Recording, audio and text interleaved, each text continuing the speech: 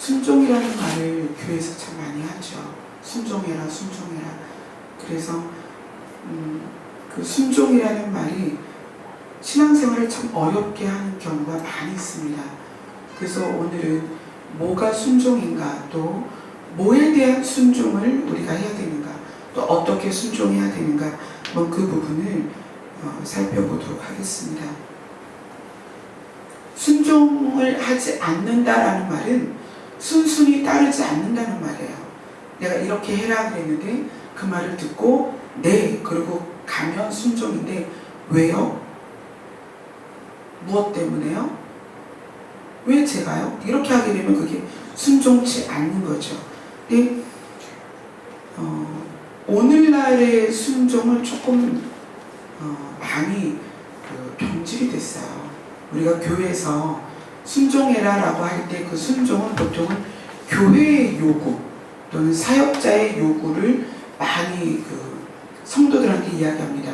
자, 우리 교회가 지금 이제 건축합니다. 여러분 이 건축에 여러분 힘을 모으세요.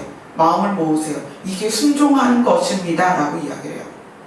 또 어떤 사역 파트가 생기면 여러분 이 사역에 여러분 최선을 다하십시오. 이게 순종입니다 라고 이야기를 해요. 뭐가 순종일까요? 자, 오늘 본문을 잠깐 보겠습니다. 15절 같이 읽겠습니다. 시작. 성경에 일렀을 때 오늘 너희가 그의 음성을 듣거든 경노하시게 하던 것 같이 너희 마음을 완고하게 하지 말라. 오늘 너희가 그의 음성을 듣거든. 이 이야기는 뭐냐면 여러분이 순종을 해야 될 대상, 상대, 또 순종을 해야 될 내용은 뭐냐면 그의 음성이에요. 그의 음성. 누구의 음성? 하나님의 음성입니다. 하나님의 음성을 너희가 듣거든 너희의 마음을 완고하게 하지 말라는 거예요. 완고하다라는 것이 다른 성경에서는 또 어떻게 표현을 하냐면 너희의 마음을 강팍하게 하지 말라. 또 킹제임스 버전에서 뭐라고 얘기하냐면 너희 목을 곧게 하지 말라 이렇게 얘기합니다. 하나님의 말씀을 너희가 듣거든, 또 하나님의 음성을 듣거든 너희의 마음을 완고하게 하지 말라. 이 완고함이 사전에서는 이렇게 표현합니다. 고집이 세다. 너희 고집 세게 행동하지 말아라. 또 목이 곧게 하지 마라. 또 완악한 마음은 어떤 내용을 가지고 있냐면 성질이 억세고 고집센 걸 말하는 거예요. 제발 너희가 그렇게 하지 말고, 그렇게 하면 결론이 어떻게 나오냐면 하나님이 경노하게 하신다는 거예요. 마음이 격하게 노하시게 된다는 거예요.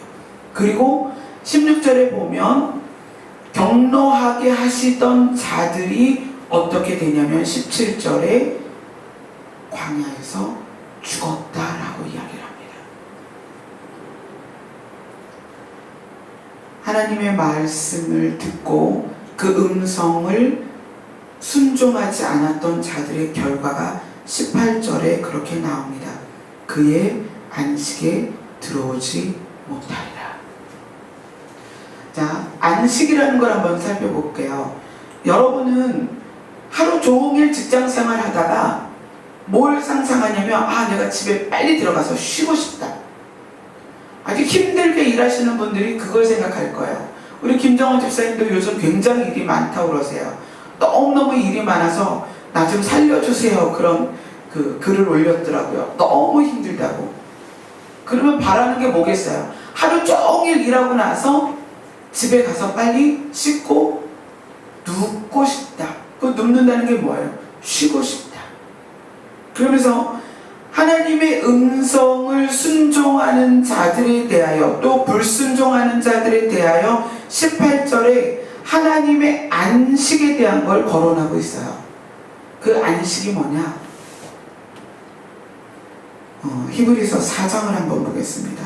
4장 4절에 제7일에 관하여는 어딘가에 이렇게 일렀을 때 하나님은 제7일에 그의 모든 일을 쉬셨다 하셨으며, 그의 안식은 여기에서 말하는 하나님이 천지 창조를 쭉 진행하시고 마지막 날 쉬셨다, 그 안식을 말하는 거예요.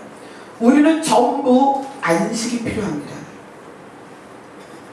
여러분의 안식은 언제 여러분에게 주어질까요?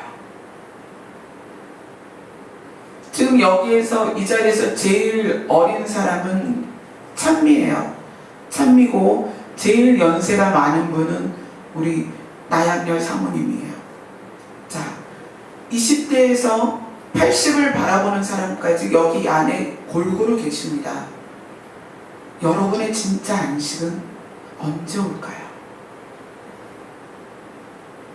하나님은 순종함으로 해서 너희가 이 땅에서 복받고 잘되고 부유하게 되고 부흥하고 진급하고 또 너희가 무슨 장로가 되고 권사가 되고 그런 걸 얘기하지 않으셨어요. 순종에 대한 보상으로 뭘 얘기하시냐면 안식을 이야기하십니다. 그리고 그 안식을 뭐라고 설명하시냐면 하나님께서 열심히 천지를 창조하시고 사람까지 다 만드시고 에덴까지 전부 아름답게 조성하시고 나서 마지막 날 쉬셨다. 그 안식을 말씀하시는 거예요. 하나님께서 말씀하시는 너희들이 그의 안식에 들어오지 못하리라. 누가? 순종하지 아니함으로 그의 안식에 못 들어온다. 그런데 그 안식을 어디에 포커스를 맞추냐면 우리가 명예나 또는 물질을 많이 얻어서 누리는 기쁨이 아니란 얘기예요. 하나님이 말씀하시는 안식은, 순종하는 자가 얻는 안식은 하나님께서 천지를 창조하시고 쉬셨던 그 안식을 말하는 거예요. 그럼 그 안식이 뭐냐? 우리가 이 땅에서 지구에 발을 붙이고 살던 모든 삶을 끝내고 나서의 안식을 말하는 겁니다. 여러분의 순종은 이 땅에서 어떤 열매로 거두는 결과가 아니에요. 여러분의 순종은 하나님께서 우리에게 무엇을 말하냐면 순종하면 안식이 들어갈 것이다. 어떤 안식? 우리가 이 땅의 모든 것을 끝마치고 나서의 안식을 말하는 거예요. 그러면서 이 안식에 들어가는 것에 대하여 이야기하면서 모세를 거론합니다. 모세. 자, 보세요. 모세가 어떤 사람일까요? 모세가 어떤 사람일까요? 이 성경의 첫 번째 책이 창세기예요. 창세기의 저자가 누구죠? 창세기 저자가 모세입니다. 태초에 하나님께서 천지를 창조하셨다.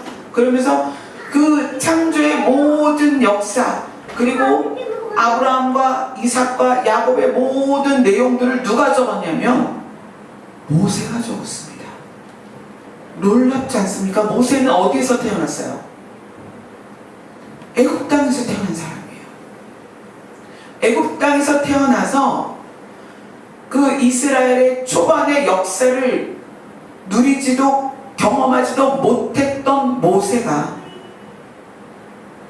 처음 하나님이 아무것도 없던 이 세상의 지구와 별들과 생명을 창조하신 그 역사를 모세가 적었다는 얘기예요.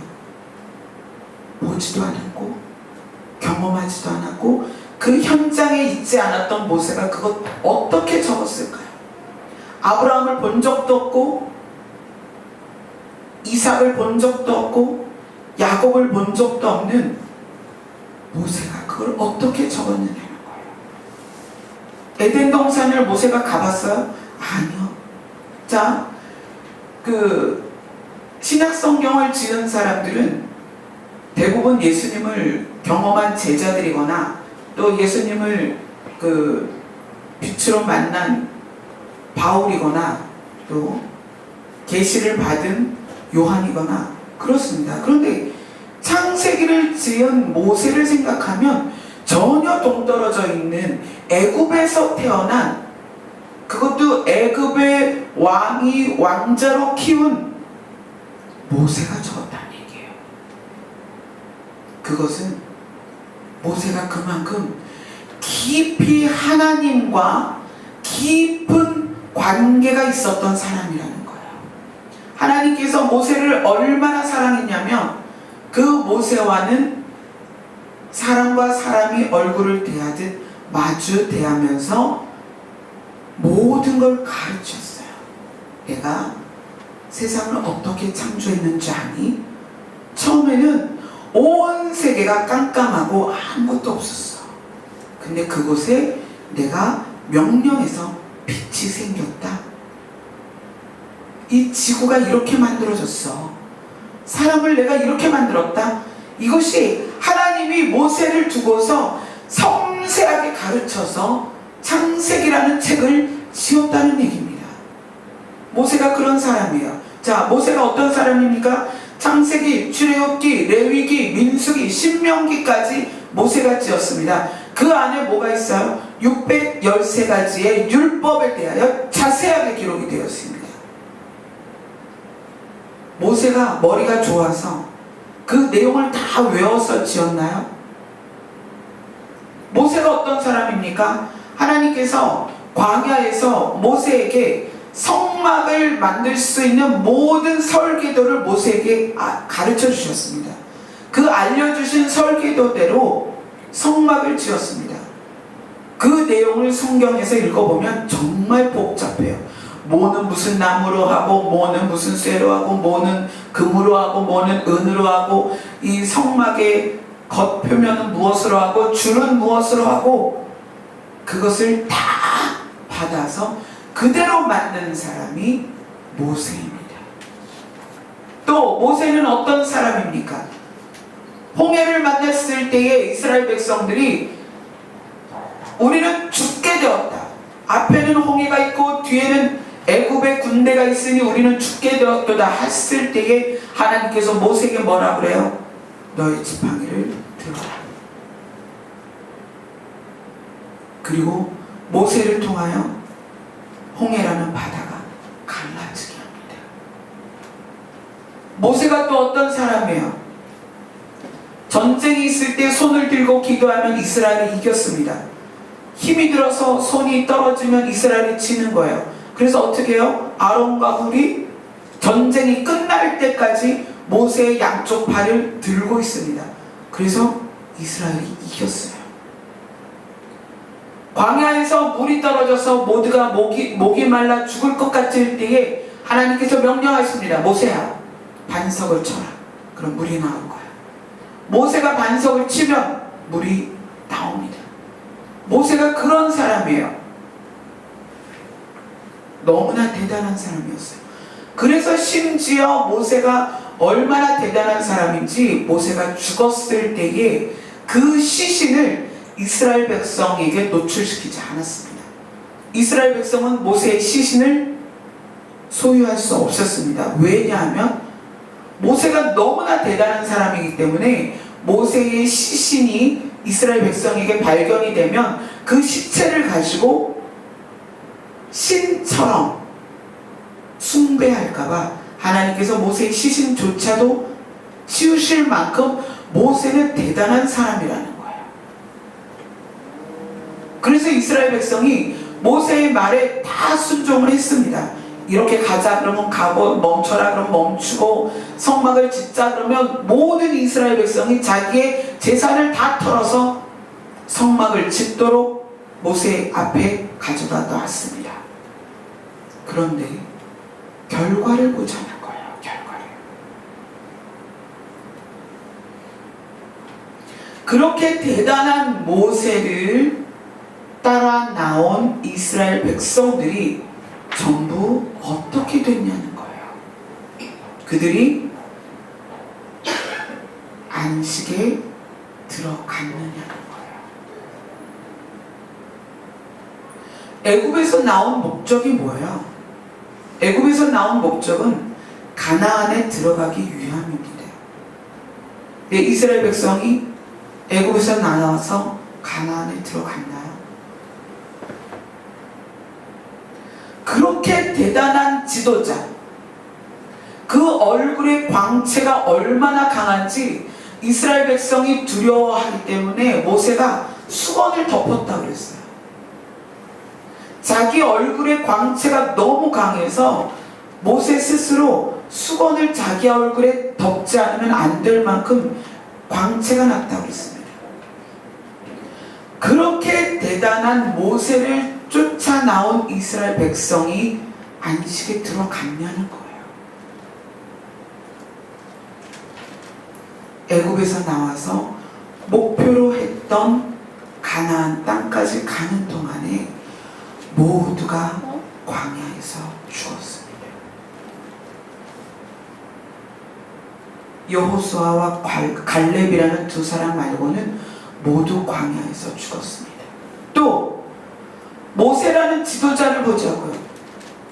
자기가 본 적도 없고 경험하지도 않았던 창세기를 지어서 태초에 하나님이 어떻게 인류를 만드셨고, 태초에 하나님이 우주를 어떻게 조성하셨고, 태초에 하나님이 사람을 어떻게 땅에서부터 만드셨는지를 그렇게 상세하게 적었던 모세조차도 가나안에 들어가지 못했습니다. 왜 못 들어갔어요? 마지막에 하나님께서 반석을 명하여 물을 내라 했을 때 모세가 반석을 명하여 물을 낸 게 아니라 화가 나서 반석을 쳤단 말이에요. 물은 나왔지만 하나님의 명령을 순종하지 아니함으로 모세조차도 가나안에 들어갈 수 없었습니다. 하나님께서는 오늘 히브리서 13장을 통하여서 3장 15절부터 19절을 통하여서 하나님은 말씀하십니다. 순종하지 아니하던 자들이 그의 안식에 들어오지 못했다는 거예요. 순종하지 아니하던 자들. 그러면서 그 순종하지 않았던 원인을 뭐라고 얘기하냐면 마음이 완고하기 때문이다. 너희의 마음의 완고함이 하나님의 음성에 순종하지 못하게 했고 그 결과로 하나님의 안식에 들어오지 못하였다라고 이야기를 합니다. 자, 히브리서 5장으로 가겠습니다. 히브리서 5장 7절로 9절을 함께 읽겠습니다.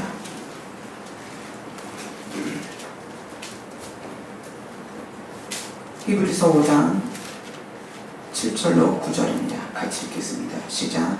그는 육체에 계실 때에 자기를 죽음에서 능히 구원하실 이에게 심한 통곡과 눈물로 간구와 소원을 올렸고 그의 경건하심으로 말미암아 들으심을 얻었느니라.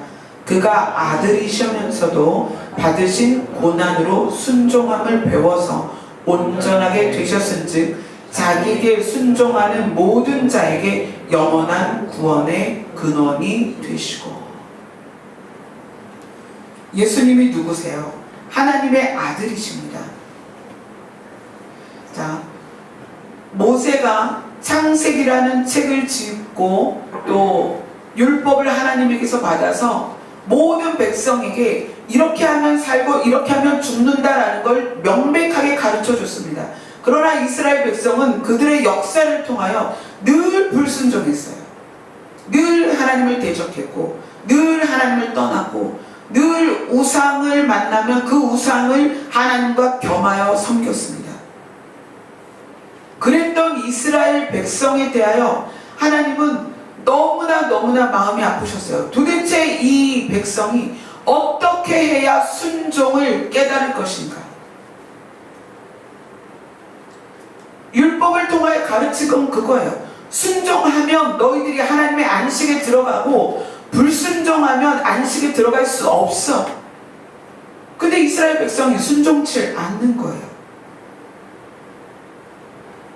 그래서 하나님께서 당신 자신이 순종을 가르치기로 결심하신 거예요.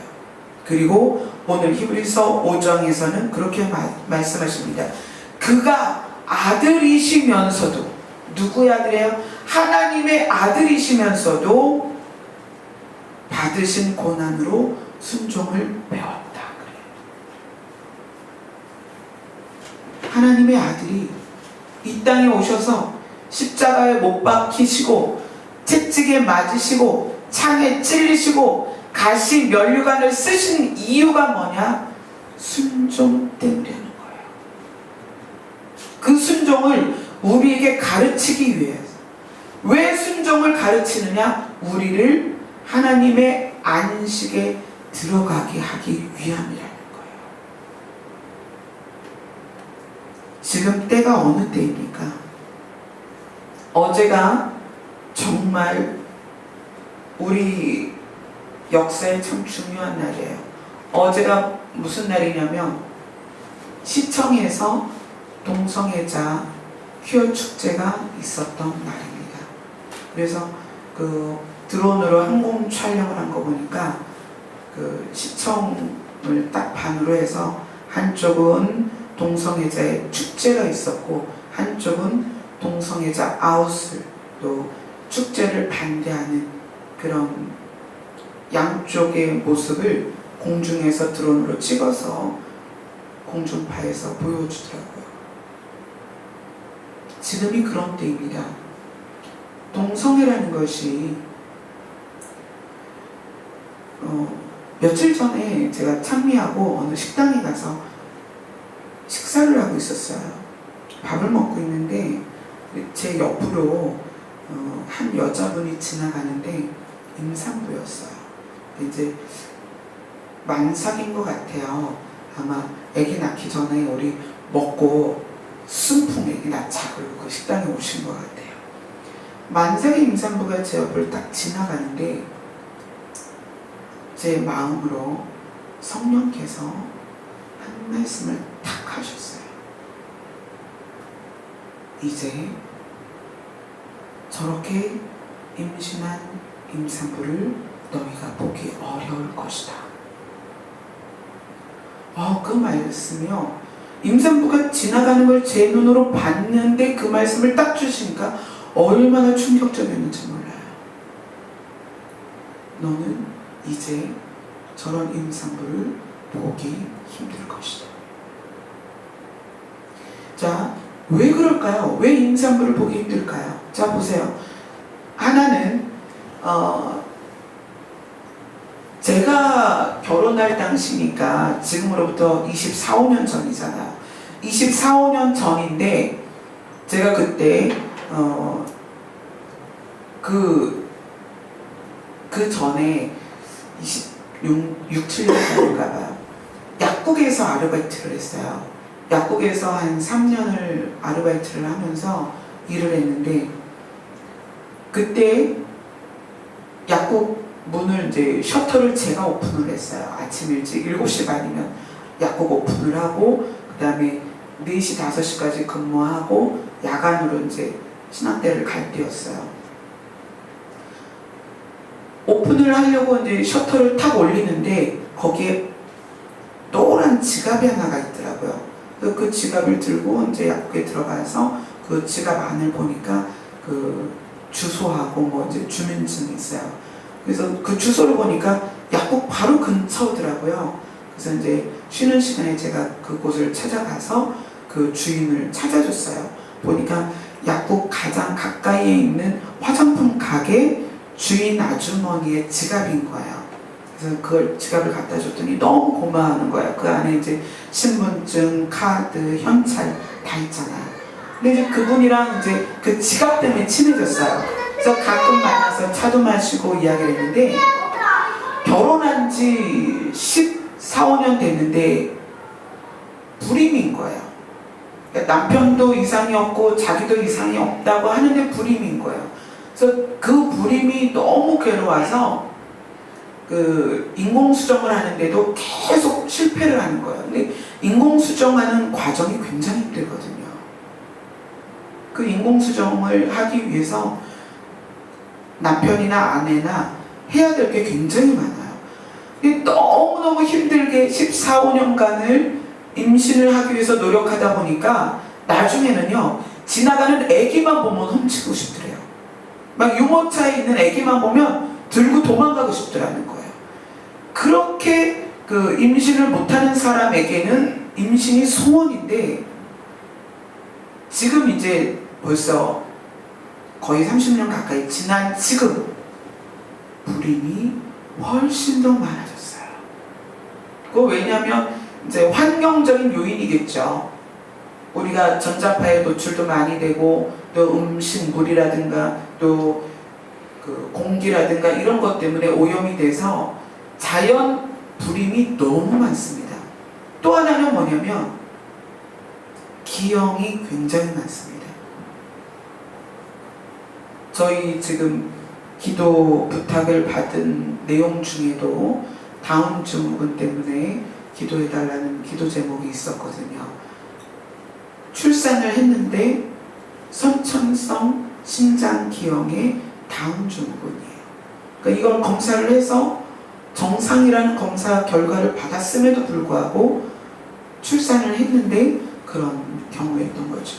근데 지금 너무나 많은 아이들이 기형으로 출산을 하고 있습니다. 근데 이것이 지금 지카 바이러스가 왜 문제예요? 임산부가 지카 바이러스에 노출이 되면 아이가 소두증을 가지고 태어나거든요. 지금 굉장히 이 임산부 고민 중에 하나가 기형입니다. 그래서 자꾸 출산을 꺼리게 되죠. 또 늦은 나이에 결혼을 하다 보니까 출산을 꺼리게 되고, 그래서 제가 찬미랑 장자못에 많이 나갑니다. 밤이고 새벽에 많이 나가는데, 나가보면 가족들이 가족 단위로 나오는 것보다, 부부가 아이랑 나오는 것보다 강아지를 데리고 나오는 경우가 훨씬 많습니다. 왜 그럴까요? 출산을 그만큼 꺼리는 거예요. 강아지는요, 키우다가 상황이 안 되면 유기할 수 있습니다. 아이는 그렇지 않잖아요. 또 세상이 험하고 돈도 많이 들고 책임져야 되고 나도 버거우니까 자식을 안 낳는 거예요. 이렇게 사회적인 현상이 또 여러 가지 영향들이 출산을 꺼리게 합니다. 거기다가 결혼을 안 하잖아요. 못하는 것, 안 하는 것 다 합쳐서 결혼을 안 합니다. 지금 세대가. 거기에 동성애가 큰 몫을 하고 있습니다. 지금. 얼마 전에는 이스라엘의 텔아비브에서 동성애자 축제가 있었습니다. 이스라엘의 수도는 예루살렘이에요. 하지만 예루살렘은 팔레스타인과 이스라엘의 분쟁 지역입니다. 예루살렘이. 그래서 다른 나라들이 이스라엘이 예루살렘을 수도라고 하는 것을 인정하지 않습니다. 왜냐하면 팔레스타인과 아직도 그 지역을 가지고 분쟁을 하고 있기 때문에, 논란의 중심지이기 때문에, 그래서 이스라엘은 텔아비브가 어떤 경제적인 수도 역할을 하고 있습니다. 그런데 며칠 전에 이 6월달이 정말 동성애자 축제가 많은 해요. 많은 달입니다. 이스라엘의 텔아비브에서 20만 명이 모여서 동성애 축제를 했습니다. 텔아비브라는 시에 전체 인구가 40만 명이에요. 그런데 20만 명이 모여서 동성애자 축제를 했습니다. 더 충격적인 것은 이스라엘이라는 나라인데 거기에 텔아비브에 40만 명 중에 10만 명이 동성애자입니다. 4명 중에 하나가 동성애자예요. 이스라엘이 지금 소돔과 고모라로 변해가고 있습니다. 우리는 지금 이러한 때에 살고 있어요. 그래서 무슨 기사가 나오냐면 아기를 엄마가 출산하는 게 아니라 공장에서 만들어내겠다는 거예요. 어떻게? 유전자로 만들겠다는 거예요. 난자 정자를 가지고 만들겠다는 거예요. 이게 조금 있으면 여자 커플과 남자 커플이 공장에 가서 선호하는 아이를 사오는 때가 올 것입니다. 이게 뭘 말하는 거예요? 세상이 끝날 때가 됐다는 얘기예요. 지극히 악하고 악한 세대에 우리가 살고 있습니다. 이제 하나님께서 히브리서 3장에서 말씀하신 그의 안식에 이제 우리가 들어갈 때입니다.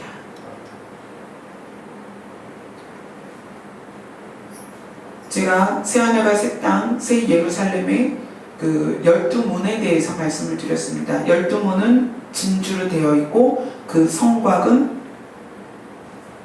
누구의 이름이 써 있다? 제자들의 이름이 써 있다. 그리고 성문은 12지파의 이름이 적혀 있다. 그 이유는 뭐냐면 12지파라는 건 누구든지 믿으며 그 문으로 들어갈 수 있다. 그리고 그걸 그렇게 예루살렘 성에 들어갈 수 있도록 돕는 게 누구다? 12사도들. 즉 지금으로 말하면 사역자들이 성도가 12문으로 들어가도록 돕는다라고 얘기했습니다. 그런데 여기서 아주 중요한 내용이 있습니다. 이스라엘의 12지파는 어떻게 생겼냐면 아브라함과 이삭과 야곱의 대를 이어서 야곱에게 12아들이 있었습니다. 그래서 그 12아들이 이스라엘의 12지파를 이루었습니다. 그런데 야곱이 12아들을 낳았으니까 12지파의 이름이 변함이 없어야 되잖아요. 그럼에도 불구하고 이스라엘의 12지파의 이름은 시대마다 변합니다. 처음에 야곱이 낳은 12아들이 분명히 있었는데 모세가 12지파를 지명할 때 그 12지파의 이름이 달라집니다. 또 이스라엘이라는 나라가 그 가나안에 들어가서 분깃으로 받을 때 12지파의 이름이 또 달라지고요. 또 요한계시록에서 12지파를 말할 때 12지파의 이름이 다릅니다. 그건 뭘 말하냐면 새하늘과 새 땅, 새 예루살렘의 그 12진주문은 이름이 정해진 게 아니라는 얘기예요. 저희 교회는 이제 장로교회에 속해 있습니다. 여기 계신 분들이 뭐 성결교회에서 오신 분들, 순복음에서 오신 분, 장로교회에서 오신 분 여러분이 계신데 장로교 교리는 이렇게 이야기를 합니다. 하나님이 예정하셨다. 그래서 김정호라는 한 사람을 하나님이 구원하기로 예정하셨으면 이 사람이 세상에서 방황하고 타락했다가도 하나님은 반드시 이 사람을 구원해서 천국에 들어가게 할 것이다 라는 게 칼빈의 예정론입니다. 저는 예정론을 듣고 자란 세대입니다. 그런데 그것을 들으면서 의문이 생겼어요. 그러면 지옥 가기로 한 사람은 그렇게 예정이 돼 있을까? 지옥 가기로 예정된 사람은 그러면 아무리 전도해도 전도가 안 되겠네. 또 지옥 가기로 예정된 사람은 교회에 와서 예배를 드려도 이 사람은 지옥을 가겠네. 저는 예정론이 너무 이해가 안 됐어요. 도대체 뭐지? 칼빈은 왜 이렇게 이야기를 했을까? 칼빈이라는 사람이 대단하고 유명하고 또 좋은 일을 했습니다. 그런데 왜 예정론을 이렇게 말했을까? 저는 도무지 이해가 안 됐습니다. 하나님의 예정론은 조건이 있습니다. 어떤 조건이냐? 하나님은 누구든지 믿으면 구원받게 만들어 놓으셨어요. 누구든지 예수님을 믿으면 구원받도록 예정해 놓으셨습니다. 그러나 다 천국 가는 건 아니라는 거예요. 어떻게 조건을 다루셨느냐? 순종하는 자가 천국에 가는 것입니다. 그래서 오늘 본문이 그렇게 이야기를 하는 거예요. 오늘 너희가 그의 음성을 듣거든 경노하시게 하던 것 같이 너희 마음을 완고하게 하지 말아라. 하나님이 누구에게 맹세하사 그의 안식에 들어오지 못하리라 하셨느냐? 순종하지 아니하던 자들이 아니냐. 순종하지 아니하던 자들이 안식에 못 들어갔다는 얘기예요. 애굽은 분명히 나왔습니다. 세상에서 나왔다는 얘기예요. 애굽에서 나와서 가나안에 가는 그 길에 하나님이 애굽에서 나오게 할 때 뭐라고 얘기하셨어요? 내가 너희를 가나안으로 들어가게 하리라. 하나님은 분명히 약속하셨습니다. 하나님이 약속을 어기셨나요? 약속을 어기신 게 아니라 그들이 순종하지 아니함으로 그의 안식에 들어가지 못했다는 얘기예요. 심지어 모세조차도 홍해를 가르고 구름기둥과 불기둥으로 백성을 인도했던 모세조차도 가나안에 못 들어갔다는 얘기예요. 여러분, 교회를 다니고 교회를 결정하고 뭐 이런 경험들이 있을 것입니다. 또 우리가 살다 보면 교회를 떠나야 될 상황도 오고 어떤 교회를 결정해야 될지 이런 상황들이 여러분에게 올 것입니다. 지도자가 여러분을 천국 가게 한 게 아니에요. 모세를 따랐던 이스라엘 백성이 애굽에서 나와서 모두 여호수아와 갈렙 말고는 광야에서 죽었습니다. 지도자에 의해서 여러분이 천국 가는 게 아니라는 거예요. 뭐냐? 그의 음성을 듣거든 순종하라는 거예요. 그의 음성이 누구예요? 하나님의 음성을 듣거든 여러분이 순종하셔야 됩니다. 그래야 여러분이 하나님이 여러분에게 주고자 하는 안식에 들어갈 수 있습니다.